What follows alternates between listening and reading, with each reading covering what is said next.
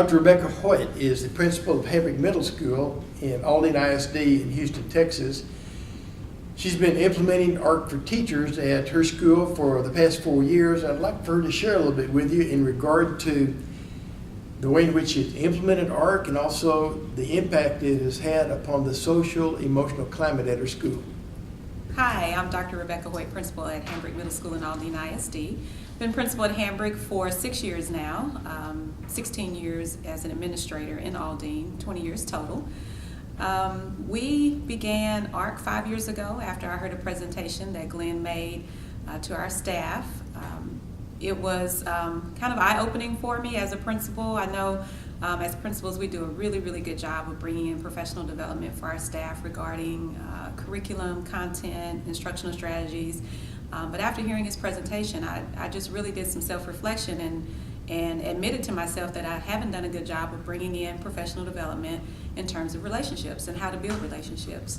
You know, just thinking about it, we're in relationships just in our own personal lives from day to day as husband and wife, mother, daughter, sister, brother, those types of relationships. And I know I have, at least I think many of us take that for granted, and we don't really know how to create relationships. We do it and hope we're doing it the right way, and that's pretty much been the approach for teachers as well. You know, we talk about the rigor, relevance, and relationships, and you know, we bring them what they need, the tools for the rigor and relevance portion, but that relationship piece is what was missing. At least it was for us. So that's how ARC became to be at Hambrick Middle School. We started 5 years ago. It began as a program that we did with our teachers. It was mandatory. It was very important that it be mandatory so that we would have 100% participation. And of course, as we begin something, we have growing pains, and every year we've made adjustments and made improvements, and has gotten us to today. But at the very beginning, it was mandatory for everyone, where during the school day we provided sacred, protected time, uninterrupted time, where teachers participated in ARC group, ARC circles, and that spanned from every content area to every elective. Part of the growing pain was that our content teachers had 90 minutes of planning and conference, so scheduling ARC for them twice a month was not a big issue for us. However, our elective teachers did not have the 90-minute block of time. They only had 45 minutes. So it did become a challenge in terms of making sure that they had their 450 protected conference minutes, you know, versus us imposing on their time. So we did have to pull back a little bit with that group because of the time constraint, but many of them continued to participate because they quickly saw the benefits that ARC was having, not just with teacher-student relationships, but also relationships amongst the professionals on our campus. To reiterate also, before I fast forward to year 2, is that the ARC circles are absent of administrators. And I know that may have taken the air out of some of you, but it is very important that our teachers feel safe that they can share their concerns, their struggles, the things that they deal with, and not feel like they're being judged or evaluated in that sense. So moving into ARC, we looked at facilitators, and we solicited facilitators as opposed to assigning them. So what we did was, you know, we allowed Glenn to come into the school, and he did a presentation for us, and then immediately after the presentation I asked teachers who thought they might be interested in facilitating this for our campus to come and talk with me. And so from there our facilitators were birthed, and they received training and whatnot. But again, the circles, the ARC group meetings being absent of administrators is very critical, and it's important if this is something that you're considering and plan on implementing in your campus, is that you have to be secure and confident enough in your facilitators and in your teachers that you will keep that a teacher group so that administrators are not part of that. And so that also means that we don't ask what happens in ARC. It's kind of the, you know, additive, what happens in ARC stays in ARC. And that's truly the way we feel about it, and that's how we approach it at Hambrick. And I honestly don't know what's discussed, but I do have enough trust in the facilitators to know that it's not just a bashing the administrators' time or, you know, us against them, or, you know, just a gripe session, that it's really productive. And it's a healthy format, a healthy way for teachers to voice their concerns, their frustrations, and their challenges.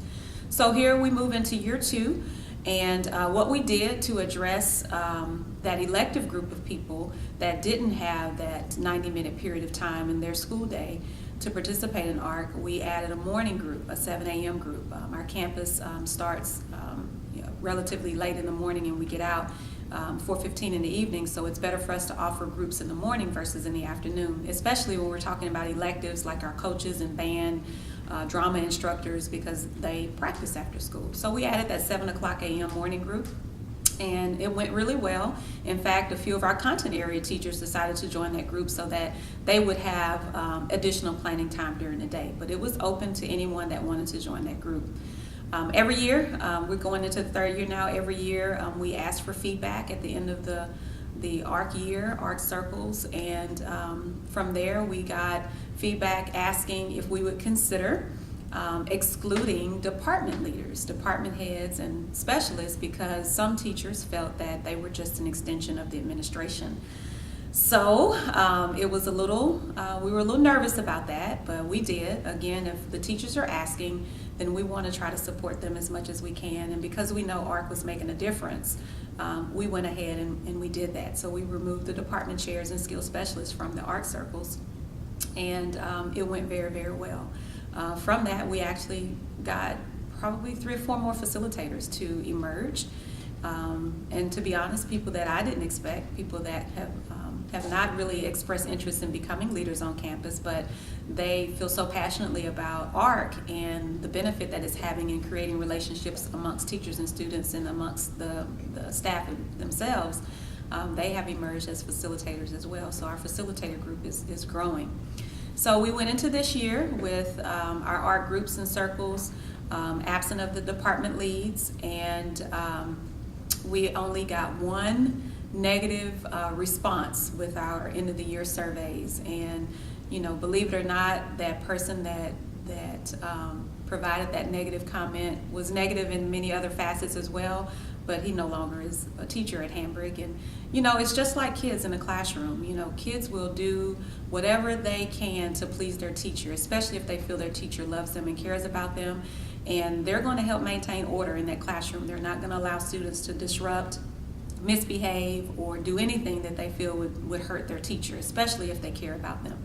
And so we're pretty much seeing that amongst our staff as well. When there's a teacher that's not happy and constantly comes with problems with no solutions, or is not willing to listen to solutions, they kind of weed themselves out, because our teachers are definitely vested, and they believe in not just bringing problems to the table, but also possible solutions. And that's what ARC has done.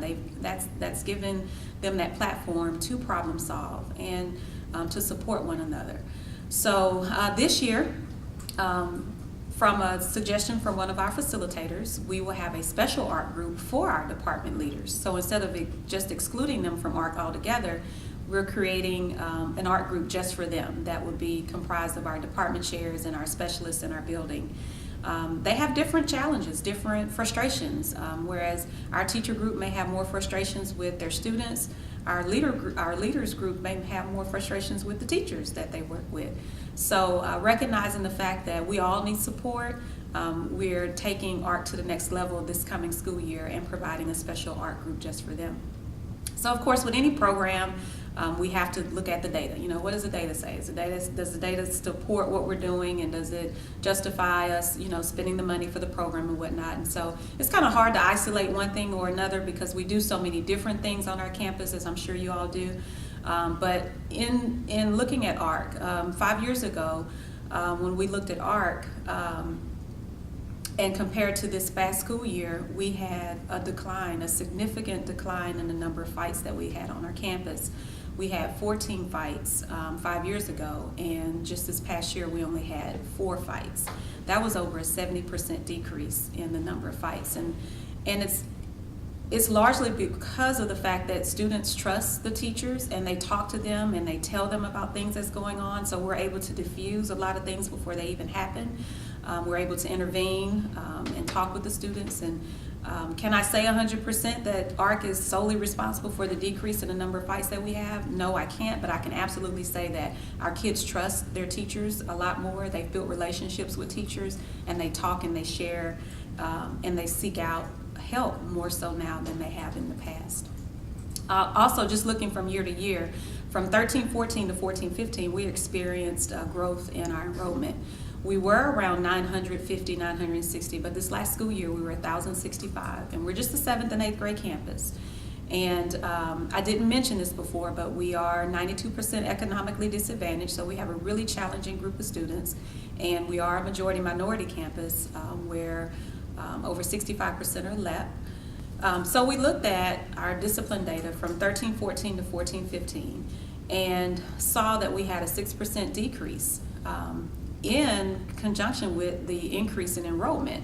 So we had a 6% decrease in the number of incidences that were reported last year for all students. And incidences being, it can be anything from bus disruption, cafeteria, hallway, cell phone, electronic device, but anytime a student comes to the office, they receive an infraction or they get logged for an incident. But we received a 6%, we achieved a 6% decrease from the previous year to this past year.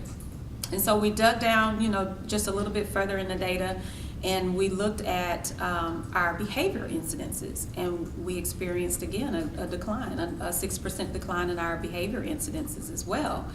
And again, that's going back to the fact that, if a teacher genuinely cares and the students feel like that their teacher cares about them, then they're not going to misbehave in class. They're going to actually help maintain that order in class. And so, we can definitely say we feel that ARC has contributed to the fact that we have received a decline in our behavior incidences in our classrooms. So without a doubt, I can say that ARC has absolutely contributed to the social emotional growth that we've experienced on our campus. Our teacher-student relationships are very positive and productive, and the relationships amongst the staff has grown as a result of ARC.